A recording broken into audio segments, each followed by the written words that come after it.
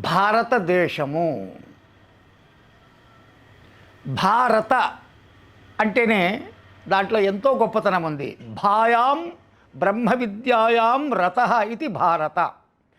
అంటే భా అంటే ప్రకాశము, జ్ఞానప్రకాశము, బ్రహ్మ విద్య. అందులో రమించేవాడే భారతీయుడు. అయితే భరతుడు పాలించినాడు కాబట్టి ఈ ప్రాంతాన్ని భారతదేశం అని కూడా అంటారు.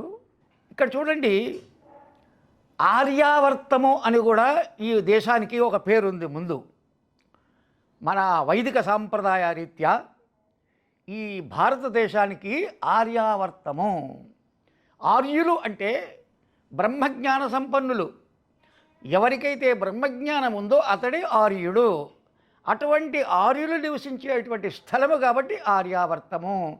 దాన్ని భరతుడు పాలించాడు కాబట్టి భారతదేశము. దాన్నే మళ్ళీ వాళ్ళు హిందుస్థాన్ అన్నారు తురుష్కులు పాలించినప్పుడు. మళ్ళీ దాన్ని ఆంగ్లేయులు పాలించినప్పుడు దాన్ని ఇండియా అన్నారు. ఈ విధంగా మారుతూ వచ్చింది. అయితే మనలో ఆర్యావర్తము భారతదేశము.